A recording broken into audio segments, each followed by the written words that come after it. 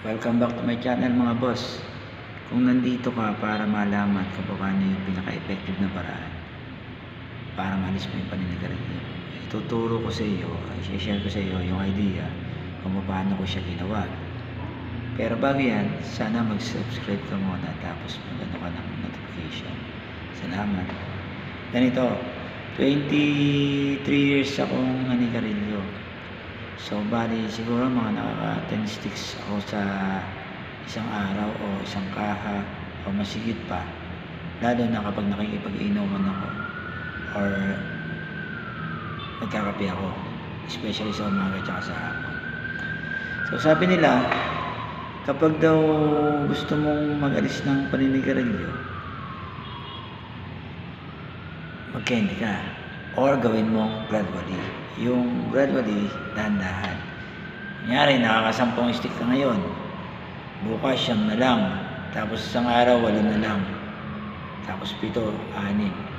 Pababa na pababa, pabawas na pabawas hanggang sa mawala na. Ganon. Ang problema sa akin, hindi effective sa akin yun. Kasi ginawa ko, pag tumigim ako sa umaga, automatic yun. Nasusundan yun. Mas nahihigitan pa yung number, kunyari 10 lang, 10 sticks lang, mas nahihigitan pa. Kapag sinusubukan kong tanggalin, lalong dumadami. Lalo na sa umaga kapag nagkakape ako. Chain smoker kasi ako. Pag nagsinda ako ng isa, medyo pitin sa akin yun, may kasunod na agad yun. At ang sinisigarilyo ko, Marlboro Red. Yun ang ano. Kasi pag lights, hindi ko maramdaman. So ganito, paano ko inalis? Una, sinubukan ko dandan, hindi ko naman naalis. Pangalawa, nagke-candy na lang, hindi ko kaya tisin sa na hindi maninigarilyo. Kasi nasa sistema na ng katawan. Sinubukan ko, isang araw, sa umaga pa lang, hindi na ako tumikim.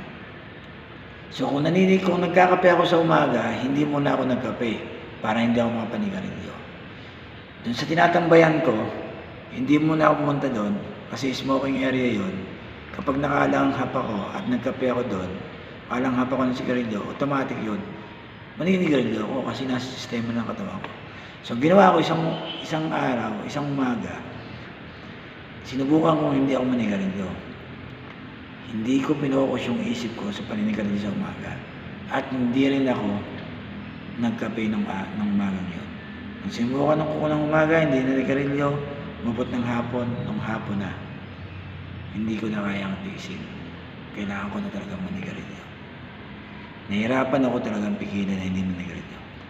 Ang ginawa ko, natulog ako. Kasi nga kailangan, pag hindi ako natulog, makapanigarilyo talaga ako.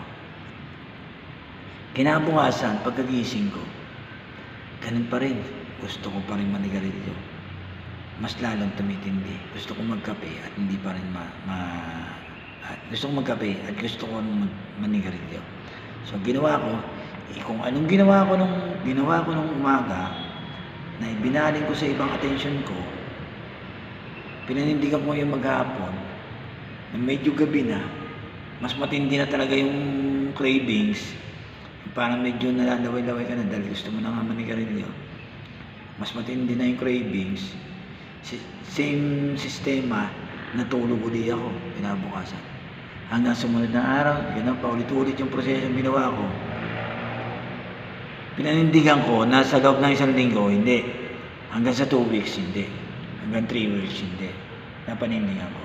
Pero habang naninindigan ka, habang determinado kang tanggalin yan,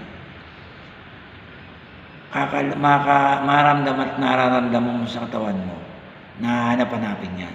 So, ang ginawa ko, umiiwas ako dun sa mga lugar na hindi kumaamoy yung sigarilyo. At iniwasan ko yung mga bagay na ginagawa ko noong mga panahon na naninigarilyo ako. Kaya ng pagkakape, pagtambay ko dun sa lugar kung saan ako naninigarilyo. Inalis ko muna sa sistema ko yan. Hanggang sa makalimutan ko yung paninigarilyo. Hanggang sa tumagal. Awa ng Diyos, 3 years na ako ngayon. 3 years, boss, na ako hindi naninigarilyo. Napanindigan ko. Pero alam ko sa sarili ko, dahil na sistema ng katawan ko, ang sigarilyo, kasi 23 years ako naninigarilyo.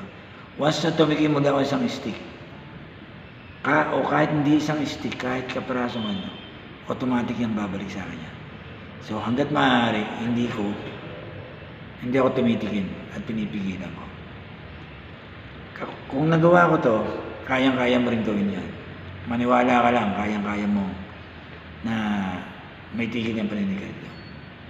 Sundin mo lang yung ginawa ko, gawin mo lang yung ginawa ko, kayang-kaya mo yan. Thank you sa pakikinig. Good luck.